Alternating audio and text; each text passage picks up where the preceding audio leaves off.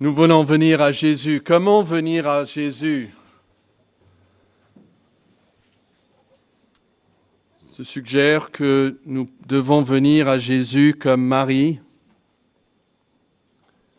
qui s'est mis humblement aux pieds de Jésus pour l'écouter. Et c'est ce que nous voulons faire maintenant. Écouter notre Seigneur Jésus. Et il nous parle dans sa parole sainte, qui est sans erreur. En Galates, chapitre 1, le verset 1, vous voyez que ça commence avec les mots Paul, mais nous voulons garder à l'esprit que Paul a été poussé par le Saint-Esprit, qu'il a parlé de la part de Dieu, et donc c'est Dieu qui nous parle. Écoutons donc ces paroles. Galates 1, verset 1, Paul, apôtre, non de la part des hommes, ni par un homme, mais par Jésus-Christ, et Dieu le Père, qui l'a ressuscité des morts, et tous les frères qui sont avec moi, aux églises de la Galatie. Que la grâce et la paix vous soient données de la part de Dieu le Père et de notre Seigneur, Jésus-Christ, qui s'est donné lui-même pour nos péchés, afin de nous arracher du présent siècle mauvais, selon la volonté de notre Dieu et Père, à qui soit la gloire au siècle des siècles. Amen. Galates est une lettre. C'est une lettre. Et les versets 1 à 5 que nous venons de lire donnent ce qu'on appelle couramment les salutations. C'est la première partie de toute lettre à l'époque. Parfois, cette salutation est plus longue, parfois elle est plus courte, mais la plupart du temps, elle annonce d'une manière ou d'une autre le sujet principal à venir. Elle va annoncer à qui il écrit, mais aussi de quoi cette lettre s'agit. Et on le trouve ici dans ces versets, le sujet de toute la lettre, qui sera l'évangile de Jésus-Christ. C'est important que vous ayez devant vous la parole de Dieu pour voir ces choses, mais regardez d'abord le premier mot, Paul. Au verset 1, l'auteur Paul se présente. Ça suit les conventions de l'époque. Aujourd'hui, en France, on écrit une lettre, on va dire « cher » et on va mettre le nom du destinataire. Il faut regarder tout en bas de la lettre pour savoir qui l'a écrit. À l'époque, on mettait tout d'abord celui qui l'a écrit et après, on mettait le destinataire. Donc, il dit Paul ici, et il va affirmer son titre principal en tant qu'apôtre, c'est-à-dire envoyé avec une mission. Il dit Paul, apôtre, non de la part des hommes, ni par un homme, mais par Jésus-Christ et Dieu le Père qui l'a ressuscité des morts. Paul insiste ici sur le fait qu'il a été mandaté par Jésus-Christ. Sur la même base et avec la même autorité que tous les autres apôtres. Vous savez qu'il y avait les apôtres, il y avait Pierre, il y avait Jacques, il y avait Jean, il y avait les autres apôtres, et puis il y avait Paul qui est venu en dernier. Et là, il est en train d'insister, en fait, qu'il est à pied d'égalité avec Pierre, avec Jean, avec Jacques. Il y a des moments où il faut s'affirmer pour le bien de la vérité. Cependant, lorsque la vérité n'est pas en question, Paul va écrire dans d'autres lettres avec toute humilité et il va s'appeler simplement esclave. Il va dire Paul, esclave de Jésus-Christ. Mais quand l'évangile est en jeu, qui est le cas ici dans cette lettre, il doit insister sur son autorité légitime. En tout cas, si vous avez des doutes ce matin sur la véracité de ce que vous allez lire par la suite, sachez qu'il présente ici ses lettres de créance. Il dit que celui qui vous écrit n'est nul autre qu'un apôtre choisi personnellement par Jésus-Christ.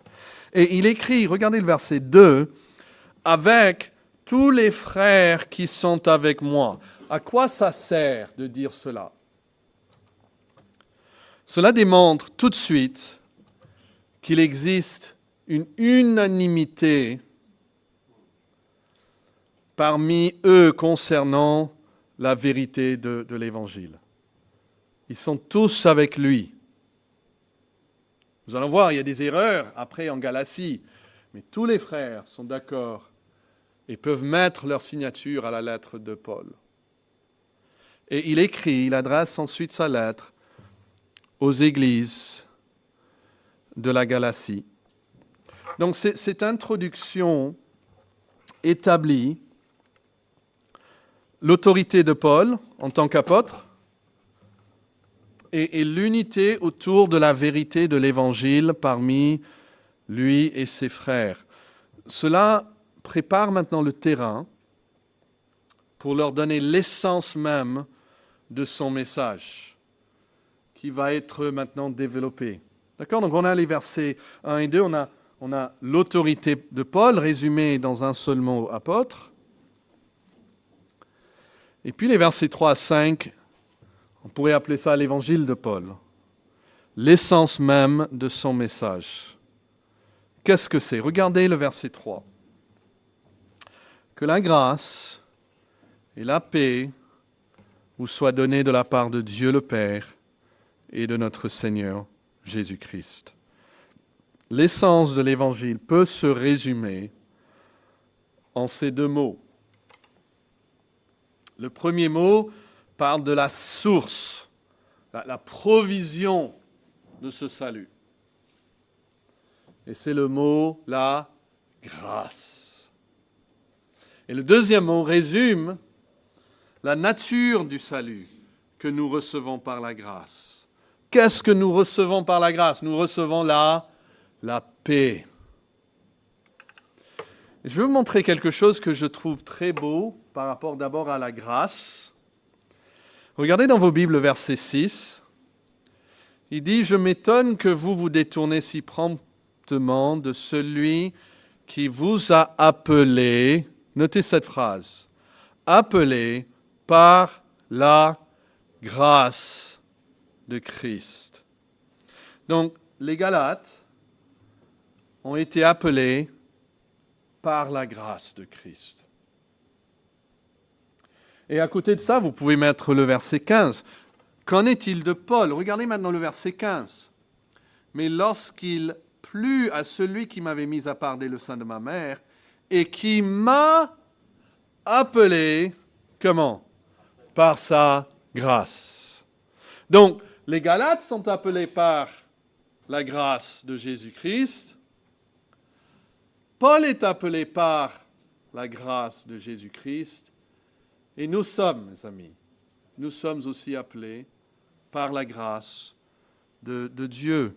Romains 1,6 dit « Vous avez été appelés par Jésus-Christ. » Et 2 Pierre 1,3 parle de Jésus comme celui qui nous a appelés par sa propre gloire et par sa vertu. Et ce mot « kaleo » qui a traduit « appelé » ici, ça véhicule l'idée qu'un pécheur est attiré même par Dieu et la gloire de Dieu, la grâce de Dieu, plutôt que simplement invité à venir. Dieu il donne cette invitation à tout le monde, mais il y a cet appel, il attire par sa gloire et par sa grâce. Tout cela, c'est une grâce. Et lorsque vous recevez ce don de grâce, cela peut se résumer par la paix. La paix. Éphésiens 6,15 appelle l'évangile de paix. L'évangile de paix. Acte 10, Pierre est dans la maison de Corneille. C'est un païen comme nous. Et il dit dans sa prédication qu'il a envoyé la parole aux fils d'Israël. Écoutez cette phrase. En leur annonçant la paix par Jésus-Christ, qui est le Seigneur de tous. Il annonce aux Juifs la paix par Jésus-Christ. Ça résume en fait ce qui vient par Jésus-Christ. Rappelez-vous de ce que les anges ont dit quand ils vont célébrer la naissance de Jésus-Christ. Ils disent gloire à Dieu dans les lieux très hauts et quoi? Et paix sur la terre parmi les hommes qu'il a créés. Paix avec Dieu et paix aussi avec les hommes, parce que Dieu ne réconcilie pas seulement l'homme avec Dieu, comme ça, la paix verticale avec Dieu, il réconcilie aussi les deux groupes les plus irréconciliables du monde, les Juifs et les Palestiniens. C'était ce que c'était à l'époque. Il y avait les Juifs et il y avait les autres, les Palestiniens. Et la Bible dit en Éphésiens 2,15 qu'il a voulu créer en lui-même, avec les deux, un seul homme nouveau, en établissant la paix. En Christ, il y a la paix avec Dieu, mais aussi la paix entre frères et sœurs. Nous avons maintenant la paix dans nos cœurs et nous sommes commandés, selon Colossiens, de laisser cette paix régner. C'est le mot pour un arbitre. Régner dans toutes nos relations interpersonnelles. Et cela révèle quelque chose de très préoccupant à propos de deux croyants qui disent que la paix de Dieu règne dans leur cœur, lorsque la paix de Dieu ne peut pas régner dans leur relation l'un avec l'autre. Il y a quelque part un gros souci. Quand il y a deux croyants et les problèmes interpersonnels ne sont pas réglés, ou on ne cherche pas, en tout cas, à vivre en paix avec tous les hommes, comme Dieu nous dit. On ne peut pas simplement dire que ce sont des différences de personnalité. Il s'agit d'une question théologique, parce que le salut implique la paix. C'est ce que Dieu nous donne. Il nous donne la paix avec Dieu, mais aussi la paix avec les uns les autres. Donc, dans des termes très, très généraux, ici, Dieu veut que nous connaissions. Voilà, il résume tout avec ces deux mots. Grâce et paix. Mais à présent, la précision est de mise ici. Parce qu'au verset 4, nous découvrons pourquoi une telle possibilité de grâce et de paix existe. Parce que moi, je ne suis pas digne. Moi, je ne le mérite pas. La seule raison pour laquelle Dieu pourrait accorder une telle grâce et me donner une telle paix est celle annoncée au verset 4. Et c'est une bonne nouvelle. Et vous savez que le mot évangile veut dire bonne nouvelle. C'est l'évangile. Mais cette bonne nouvelle concerne une mort. Regardez-le encore. On va reprendre au verset 3. Que la grâce et la paix vous soient données de la part de Dieu le Père et de notre Seigneur Jésus-Christ, qui s'est donné lui-même pour nos péchés. Ça parle d'une mort là. Afin de nous arracher du présent siècle mauvais, selon la volonté de notre Dieu et Père, à qui soit la gloire au siècle des siècles. Amen.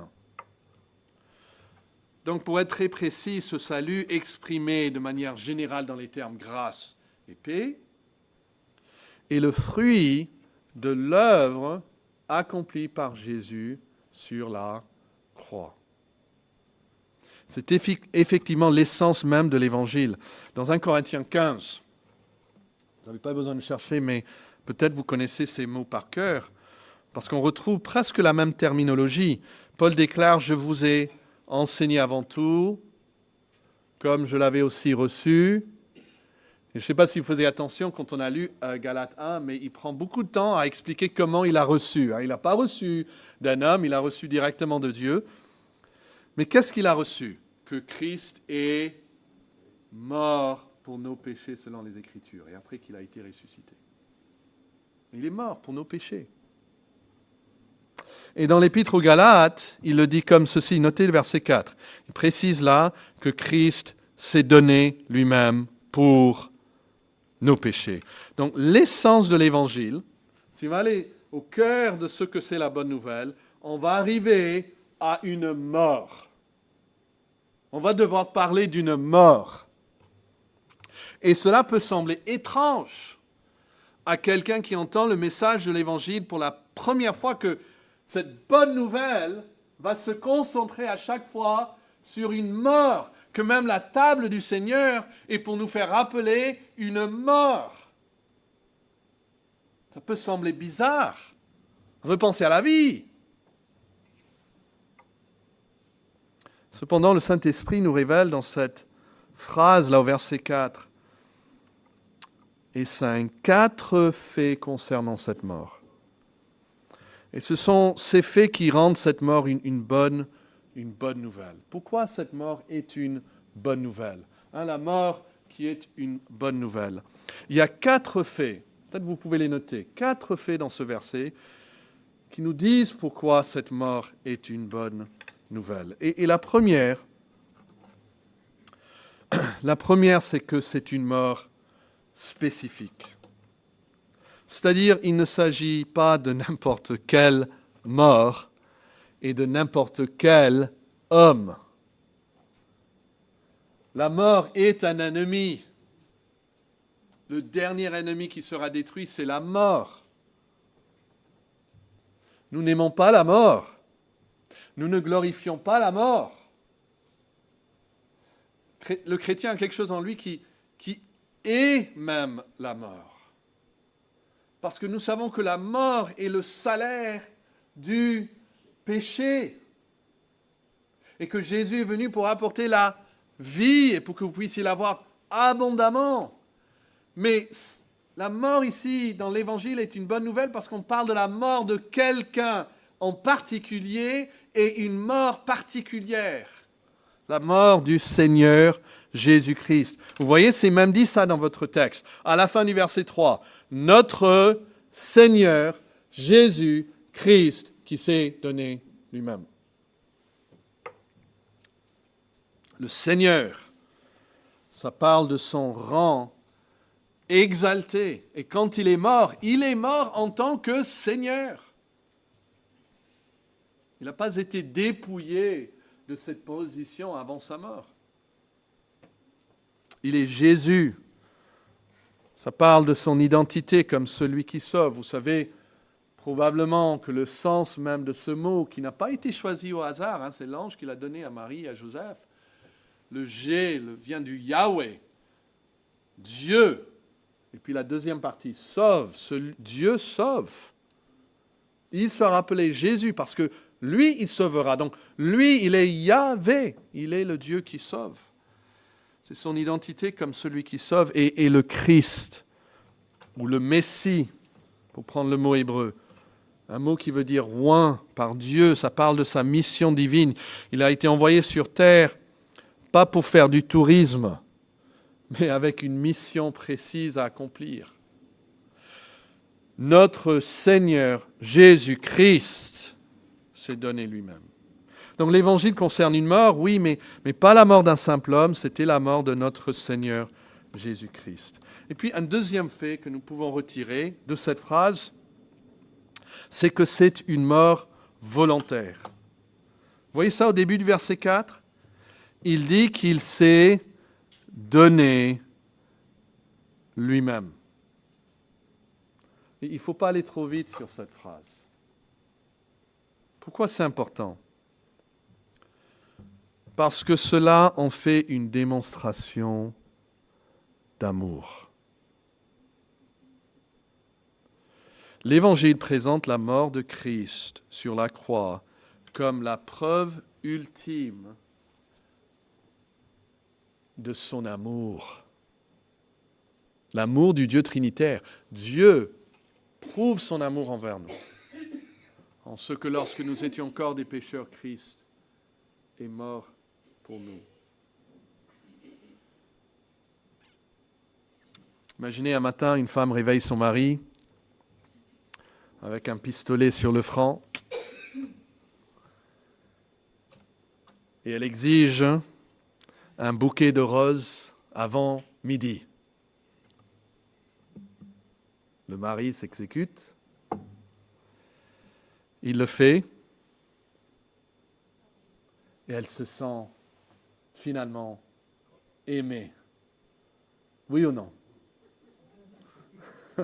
Ne le testez pas, hein? Mais je pense que non. Je pense que non.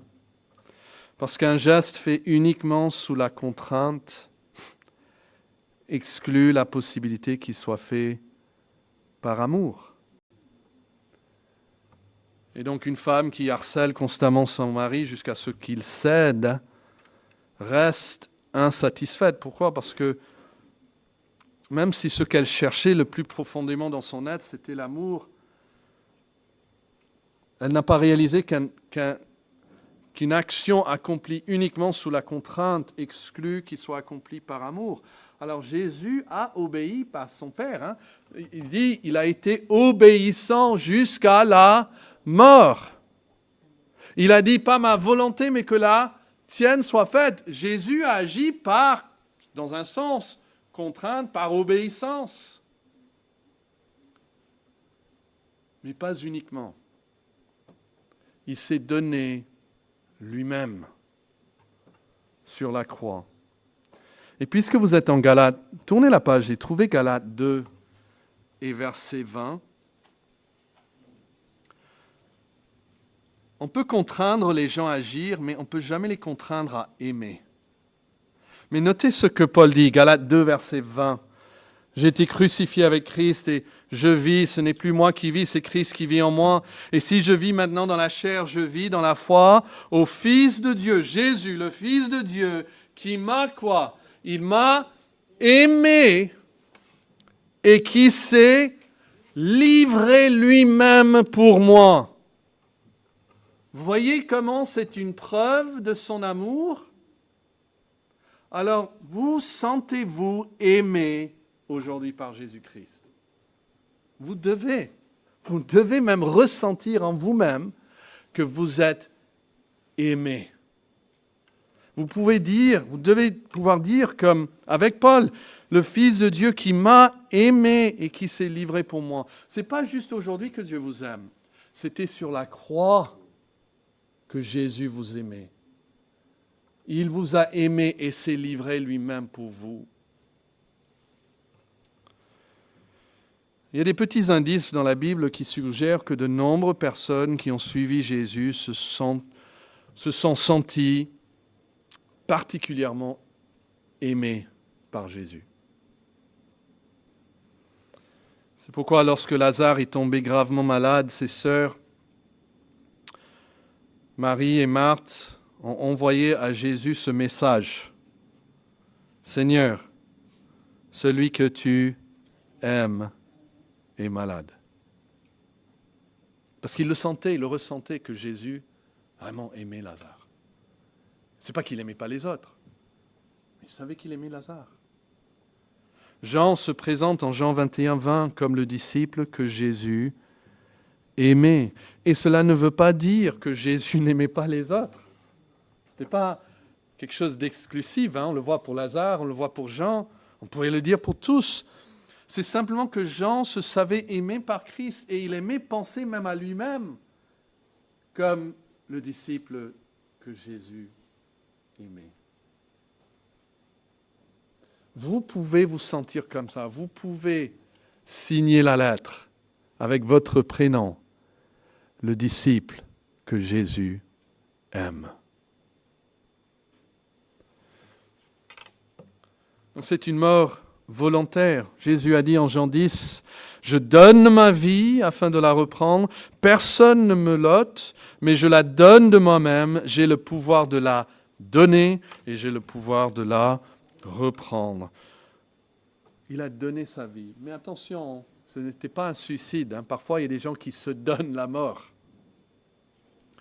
Mais la mort de Jésus n'était pas un suicide car il a donné pour une raison spécifique. Regardez encore dans notre texte, chapitre 1, verset 4. Le verset 4 dit qu'il s'est donné. Et même dans ce verbe, C'est plus difficile de le voir en français, mais c'est la terminologie du sacrifice. Il s'est donné. C'était une mort sacrificielle. Si vous avez la traduction parole de vie, ça va être traduit ainsi. Il s'est sacrifié. Il s'est sacrifié. La Semeur dit, le Christ s'est offert lui-même en sacrifice. Vous voyez, même les traductions, ils reconnaissent qu'il y a dans ce mot cette idée d'un sacrifice. La mort de Jésus n'était pas principalement une démonstration d'amour. Alors, je viens de dire que c'était une démonstration de l'amour ultime, mais ce n'était pas principalement une démonstration d'amour, ni un acte d'héroïsme, ni même un exemple, même si c'est un exemple pour nous. La mort de Jésus-Christ, il faut le comprendre. Il y a beaucoup de personnes qui vont parler de la mort de Jésus, mais ils ne vont pas saisir le fait que c'était avant tout un sacrifice. Un sacrifice pour quoi faire? Il le dit lui-même, regardez-le.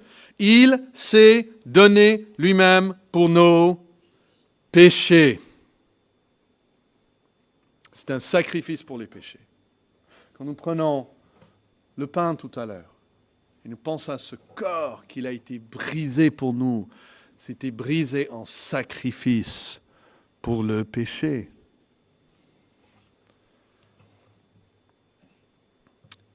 La présence du péché dans le monde que Dieu a créé exigeait une de deux options. Après que l'homme a péché, Dieu devait agir de deux manières. Soit avec une rétribution divine, sous la forme vraiment d'une damnation éternelle, soit une rétribution divine, la condamnation, soit une expiation divine, sous la forme d'un sacrifice pour le péché. Il faut ces deux, soit la rétribution, soit l'expiation. Et depuis le temps d'Abel, il y avait un témoignage dans le monde que le péché de l'homme exigeait un sacrifice. Et lisez l'Ancien Testament et vous verrez qu'il y a des chapitres tout entiers qui sont consacrés à la nécessité d'un sacrifice pour le péché. Pour ce péché, un sacrifice. Pour cet autre péché, un autre sacrifice. Après, il y a des péchés inconscients. On ne sait même pas qu'on l'a fait et après on découvre qu'il faut un sacrifice pour cela aussi. Et c'est dans ce contexte que nous pouvons apprécier l'immense signification de l'introduction, la présentation que Jean-Baptiste donne de Jésus quand il dit « Voici l'agneau de Dieu qui ôte le péché du monde. Il est venu en tant qu'agneau pour se présenter, se donner en tant que sacrifice. Le Père n'a envoyé personne d'autre que notre Seigneur Jésus-Christ pour se donner volontairement en sacrifice pour les péchés. Et voici ce qui est un très très beau fait. J'espère que vous reconnaissez la réalité de ceci, qu'après la mort de Jésus sur la croix, les sacrifices pour le péché ont cessé. Il n'y en a plus. Il y aura d'autres types de sacrifices dans l'Église du Nouveau Testament. La Bible parle des sacrifices d'action de grâce et de louange. Dans l'Ancien Testament, il y avait ce type de sacrifice. Cela continue, mais pas de sacrifice pour le péché. Hébreux 9 dit de plus, chaque année que le grand prêtre de l'Ancienne Alliance pénètre dans le sanctuaire avec du sang qui n'est pas le sien, mais le Christ, lui, n'est pas entré pour s'offrir plusieurs fois en sacrifice. Alors, dans le contexte, il faut garder à l'esprit que le « i » ici, « i » ça parle d'où? Ça parle du ciel. Et quand Jésus est entré au ciel, il n'est pas entré dans le ciel lui-même pour s'y offrir souvent. Il est essentiel de comprendre cela. Dans le système de l'Ancien Testament, le souverain sacrificateur entrait à Plusieurs reprises, chaque année même, il devait rentrer dans le lieu très saint. Mais sous la nouvelle alliance, notre souverain sacrificateur, lui, il entre dans le ciel, le vrai, si vous voulez, temple. Mais il n'est pas entré dans le ciel pour faire un sacrifice, répéter et refaire l'année après et refaire l'année après. Mais si vous demandez que fait-il au ciel, on pourrait penser qu'il est là pour offrir un sacrifice continuel.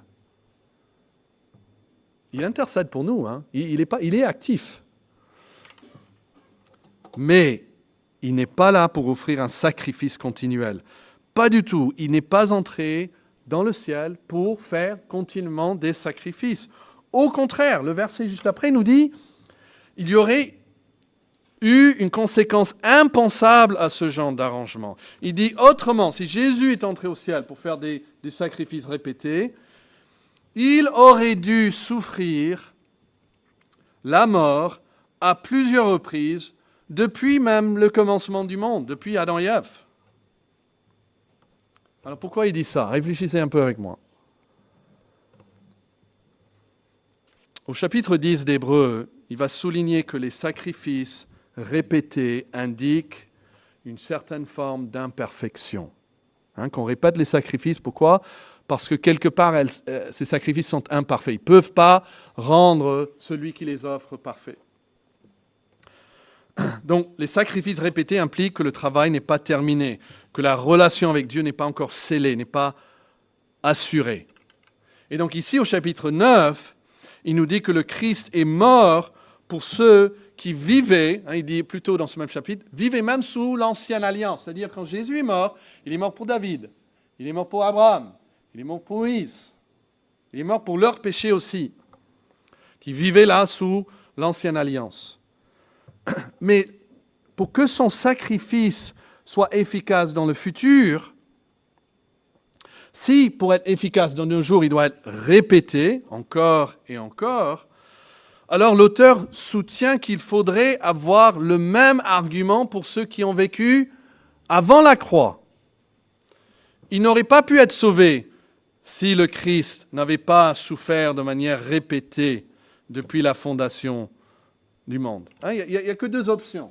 Soit on a un Christ qui continuellement, à chaque fois qu'on pêche, il meurt, on pêche encore, il meurt encore, on pêche encore, il meurt encore.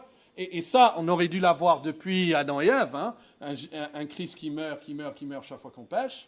Soit, l'autre option, c'est un Christ qui meurt une fois pour tous les péchés de l'Ancienne Alliance et tous les péchés de la Nouvelle Alliance. Voici l'option. On ne peut pas avoir un Christ qui meurt une fois pour tous les péchés de David et Moïse, mais pour nous, ça doit être refait. Non. C'est soit l'un, soit l'autre. Et donc, il dit, non, il est apparu. Vous voyez ça à la fin de ce verset? Il est apparu une seule fois à la fin des temps pour ôter les péchés par son sacrifice. Jésus est mort comme sacrifice. Mais revenons à notre texte pour poser une dernière question. Pour quel péché est-il mort? Certainement pas les siens. Il avait dit, vous n'allez trouver rien de mauvais en moi. Cette mort qui est au cœur du message évangélique était une mort spécifique, une mort volontaire, une mort sacrificielle. Mais le verset 4 dit qu'il s'est donné lui-même pour quel péché? Pour nos péchés. C'était une mort substitutionnelle. C'est facile à comprendre ce mot, substitut. On tient à la place de quelqu'un d'autre. Il est mort à notre place. Rappelez ce que Galates 2:20 a dit, le Fils de Dieu qui m'a aimé et qui s'est livré lui-même pour moi, à ma place. Et là, mes frères et sœurs, même, il ne faut pas qu'on crée une déconnexion entre la mort de Christ et nos péchés, et mes péchés. Cela obscurcit la grandeur de sa mort et l'horreur de mes péchés. On veut souvent faire de nos lacunes et de nos péchés une question de fatigue, une question de tempérament, une question d'éducation. On a plein d'excuses en fait pour nos péchés. Mais dans la Bible, c'est une question de mort. Jésus a dû mourir pour ce péché. Et je veux que vous réfléchissiez à un péché que vous avez commis cette semaine. Est-ce que vous pouvez faire ça juste? On ne va pas les partager, hein? Mais dans votre cœur, pensez à un péché que vous avez commis cette semaine. Soyez précis. Et puis je veux vous dire qu'une mort a eu lieu pour ce péché. Ce péché.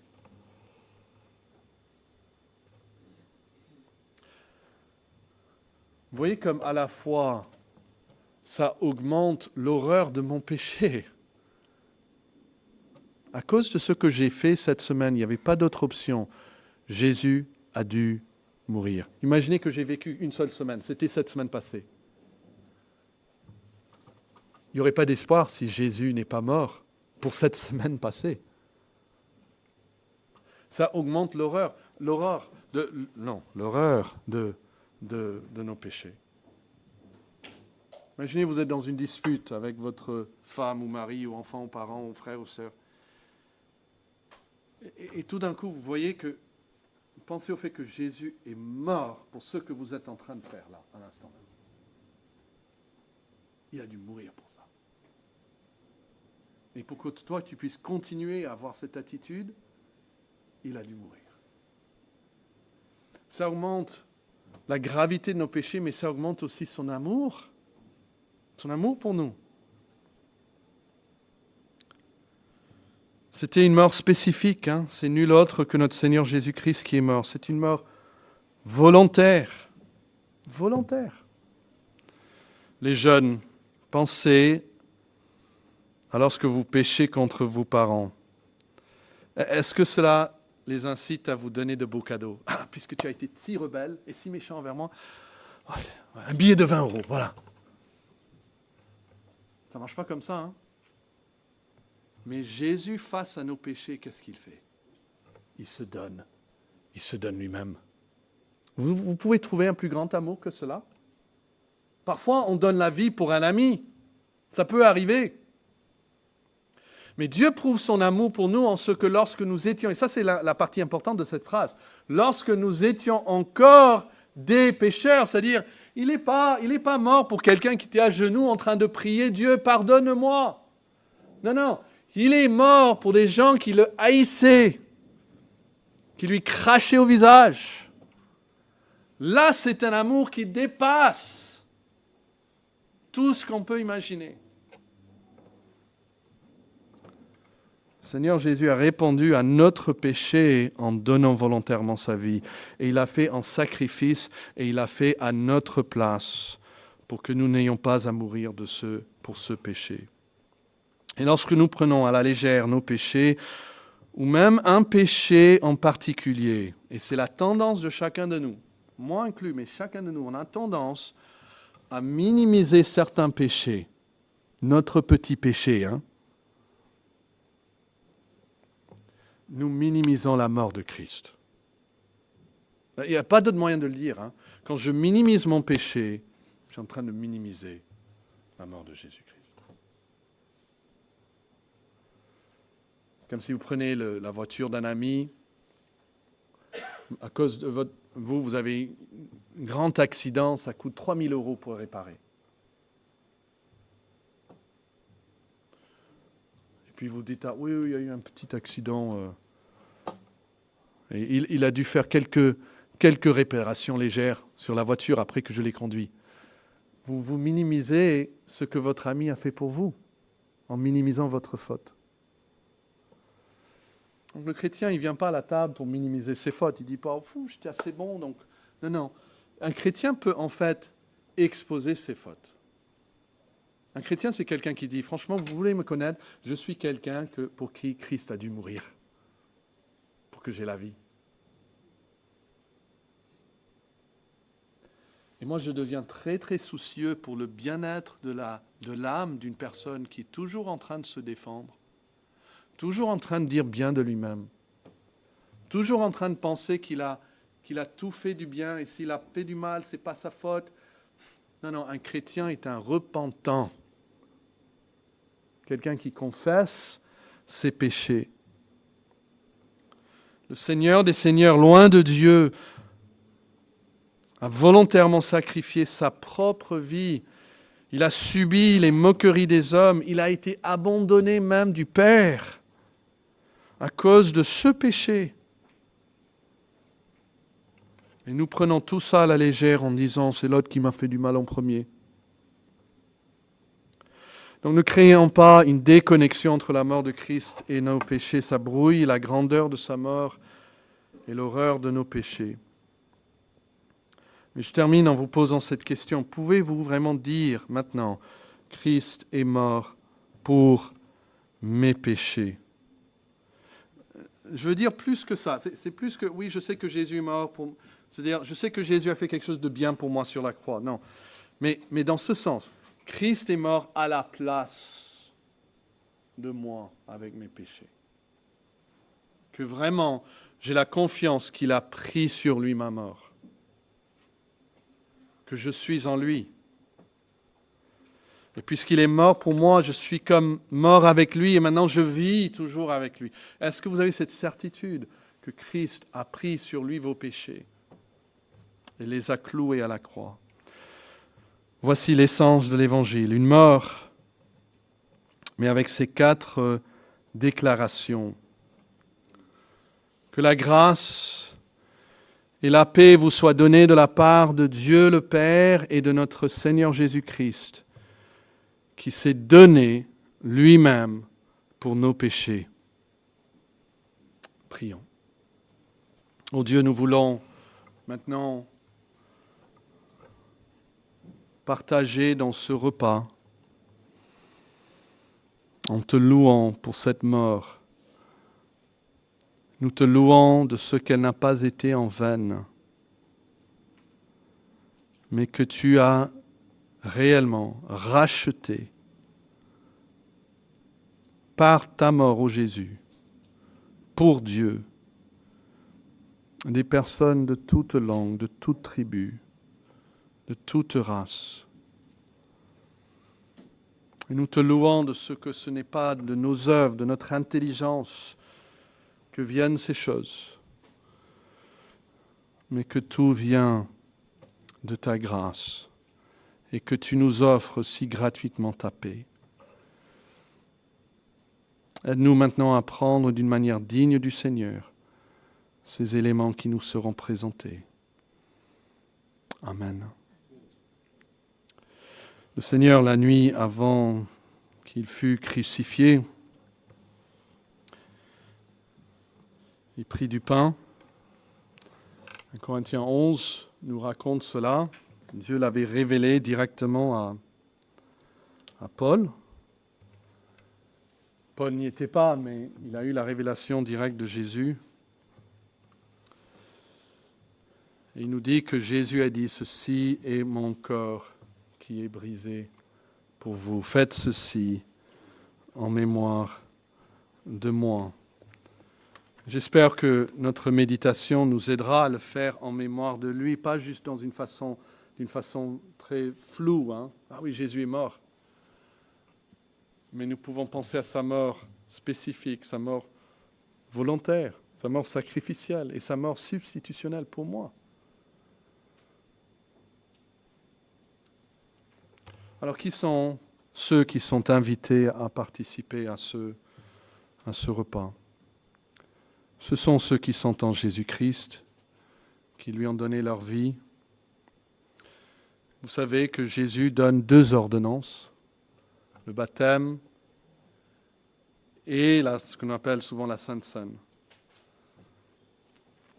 Et nous demandons à ceux qui n'ont pas encore le baptême d'attendre pour la Sainte Seine, parce qu'il faut vraiment dire oui aux 2. Il faut dire oui aux 2. pas un buffet où on choisit. Mais vous n'avez pas besoin d'être membre de cette Église.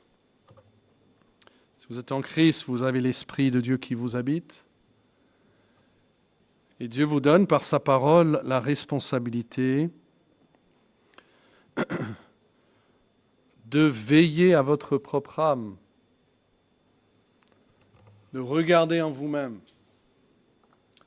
et de corriger tout ce qui n'est pas correct avec le Seigneur. Il ne nous donne pas l'option de ne pas repentir. Ce n'est pas une option donnée dans la Bible. Il n'y a pas cette option. Ne pas repentir n'est pas une option. Continuer dans mon péché n'est pas une option. Aujourd'hui, c'est le jour du salut. Aujourd'hui, c'est le jour de la repentance. Si vous gardez de l'amertume dans votre cœur contre quelqu'un, vous n'avez pas le choix de le garder plus longtemps. Vous devez le céder. Nous, les maris, envers nos femmes, nous devons céder toute amertume. Dans toutes nos relations, les femmes, maris, dans nos familles, tout ce qu'il y a, nous devons le céder. Et puis venir à Christ en tant que pécheur repentant, mais tel que nous sommes, sans rien en nous, sauf ce qui nous donne par sa grâce. Et nous avons vu, il nous a tout donné déjà, par sa grâce. Nous allons prendre juste quelques minutes de silence absolu et je vous invite à prier le Seigneur, à confesser ce qu'il faut confesser dans le silence de votre cœur.